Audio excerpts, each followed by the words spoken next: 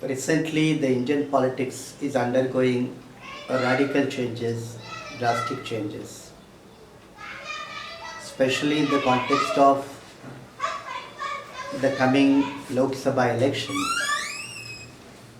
which is scheduled in April and May 2014. Now, in this election, first and foremost, the media is going to play a pivotal role, because nowadays media has assumed the central place in the whole process of making the public opinions or building the public opinions either in favor of a particular party or against a particular party.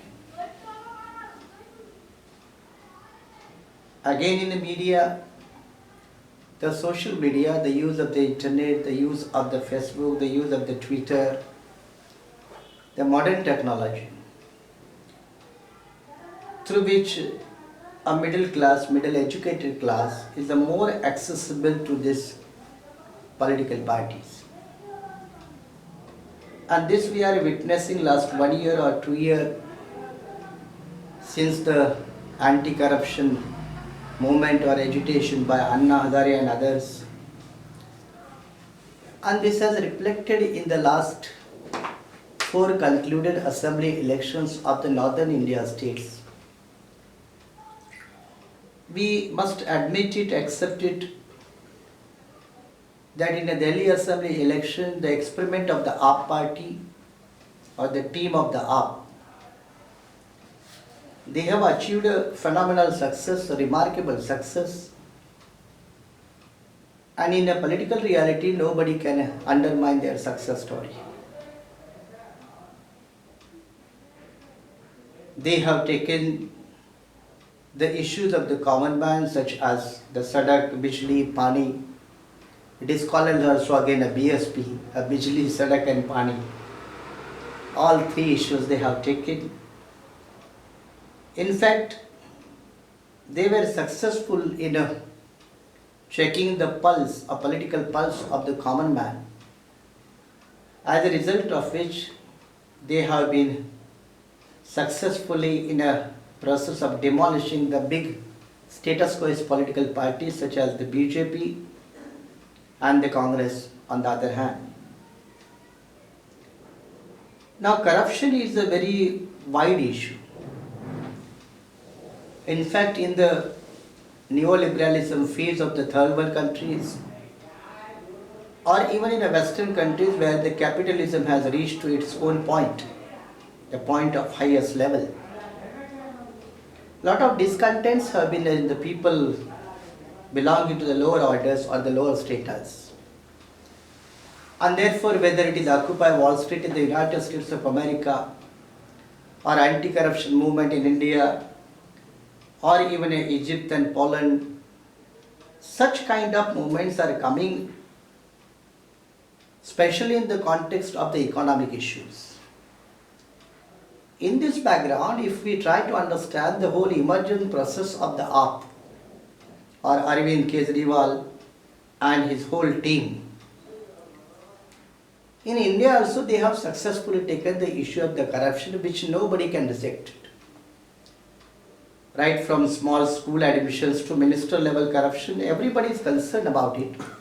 And they have rightly taken the issues along with some other issues of the middle class people. But when we talk about the corruption in the Western countries or some other countries and the corruption in India, there is a vast difference. What AAP people have taken a corruption is the only economic phenomenon. They have taken only an economic aspect of the corruption.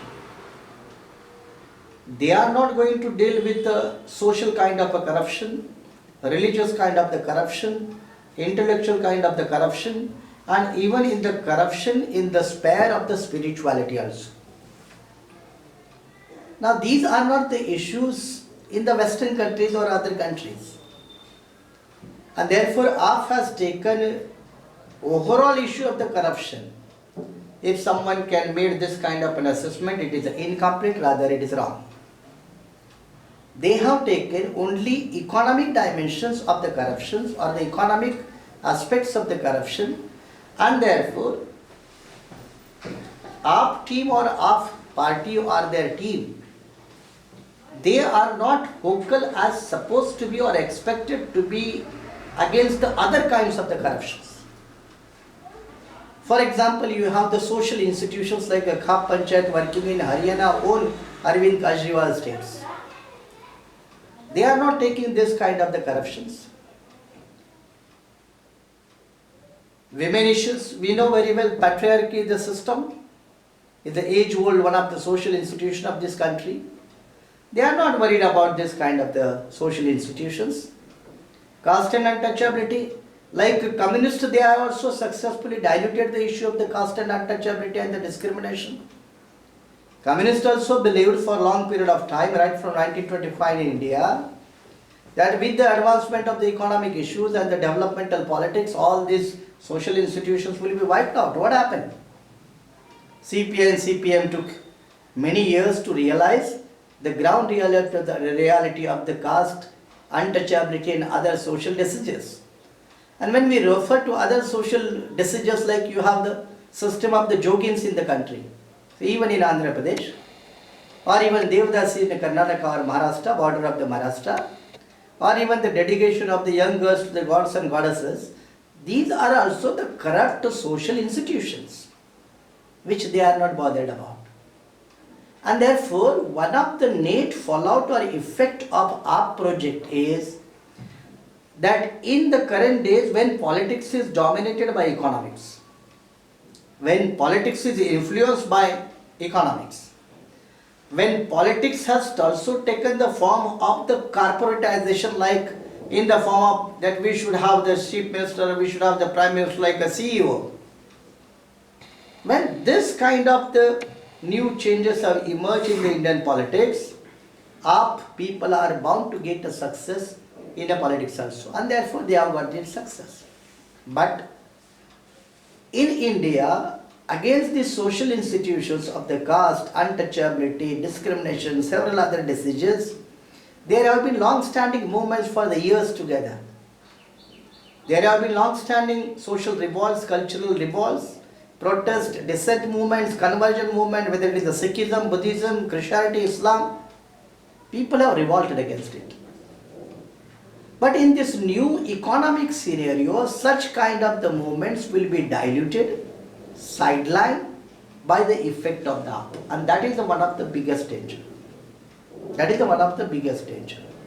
And that danger needs to be understood by the scholars, the researchers, the workers, the leaders, the activists, the missionaries, those who are working, especially in the marginalized sections. If they don't understand this, probably they will be making the mistake in taking on such kind of issues.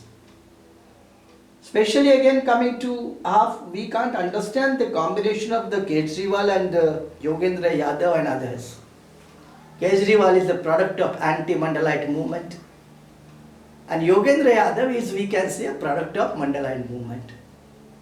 How this can be a combination?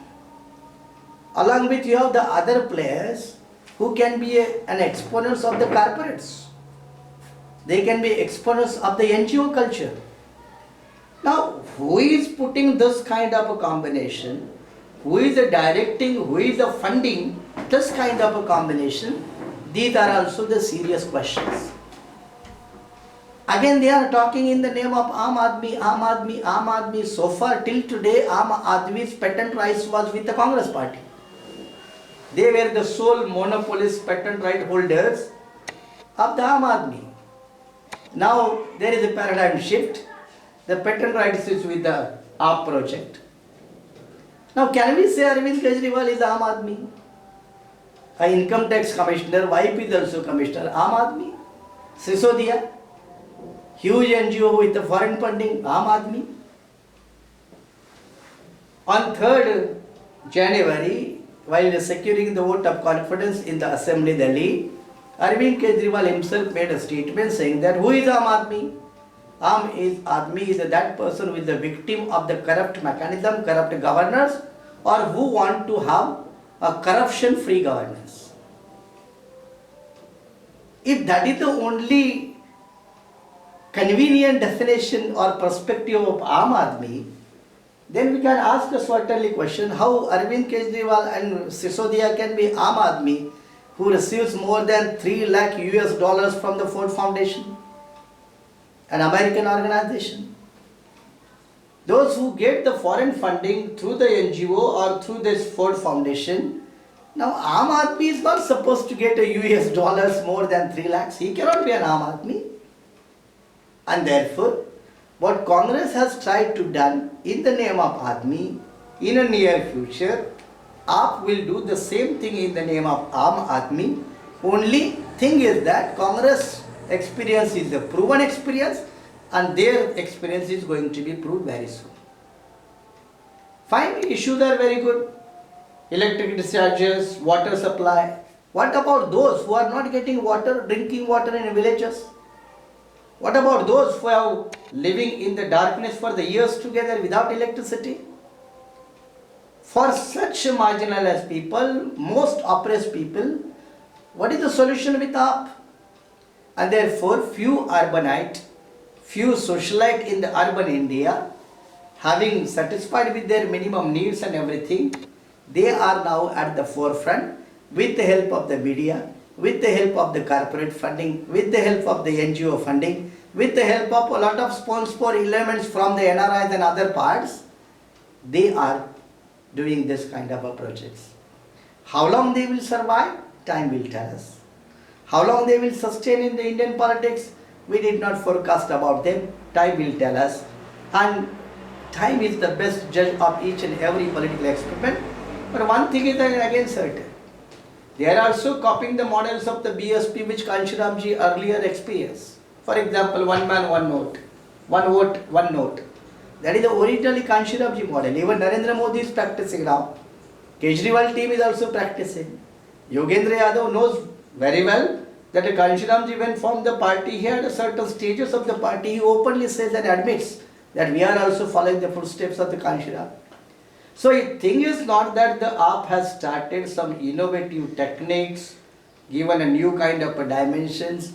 Some dimensions, some techniques, some innovative methods, they have been already proven, already experienced. And a party like a BSP who has conducted all this kind of experience and sustained in the Indian politics from right from 1984 to 2013. Now this is not a small period, this is a more than 25 years period. Now let us see how long AAP people or AAP parties can travel.